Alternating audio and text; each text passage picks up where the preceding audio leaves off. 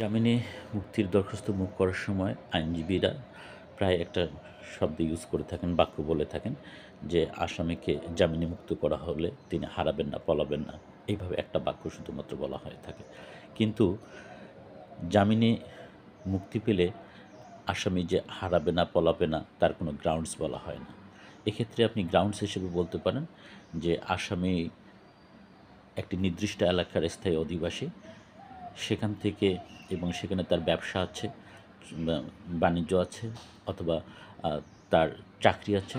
এই চাকরি, ব্যবসা বাণিজ্য ছেড়ে তিনি যদি পলাতক হন, তাহলে তার যে মাসিক ইনকাম সেটা নষ্ট হয়ে গেলে তিনি তার পরিবার পরিজন সহ চলতে পারবেন না। তাছাড়া আপনি আরও বলতে পারেন যে আসামির বিরুদ্ধে যা আনীত অভিযোগ সেটা খুবই ঠুনকো, মিথ্যা এবং ভিত্তিহীন। আসামি পলাতক হলে তার যে আর্থিক ক্ষতি হবে তার থেকে বিচারের মুখোমুখি হওয়া এটা বেশি লাভজনক। আর তাছাড়া আপনি আরও একটা পয়েন্ট বলতে পারেন যে স্যার, পলাতক হওয়ার আর্থিক সামর্থ্য আসলে সকলের থাকে না। আমার দরখাস্ত করে আসামি স্বল্প আয়ের মানুষ, তার ওপর এরকম 4 জন বা 6 জন ফ্যামিলি মেম্বার নির্ভরশীল। এই ছোট্ট চাকরি বা এই ছোট্ট ব্যবসা দিয়ে তিনি দিন গুজরান করেন। তার পক্ষে এই ফ্যামিলি ছেড়ে পলাতক হওয়ার আদৌ কোনো সম্ভব নয় এবং সেটার আর্থিক সামর্থ্য তার নেই। কারণ তিনি যদি তার ছোট্ট ব্যবসা বাণিজ্য চাকরি ছেড়ে পলাতক হন, তাহলে তার মাসিক যে ইনকাম সেটা নষ্ট হয়ে যাবে।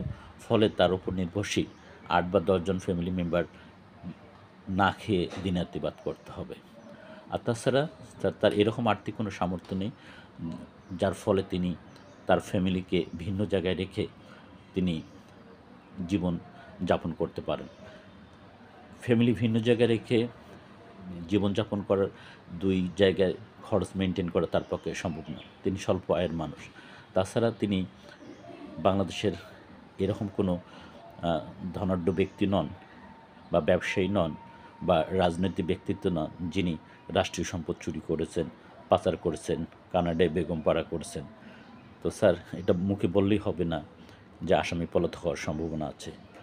পলাতক হওয়ার যে আর্থিক সামর্থ্য সেটা আর যার থাকুক আমার এই দরখাস্ত করে আসামির নেই।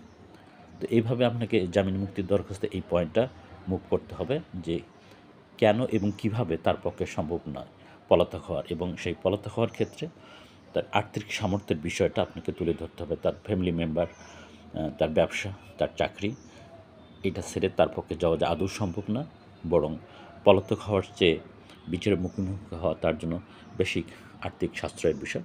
সেই বিষয়টা আপনি তুলে ধরে আদালতের সামনে বক্তব্য রাখতে পারেন। Thank you.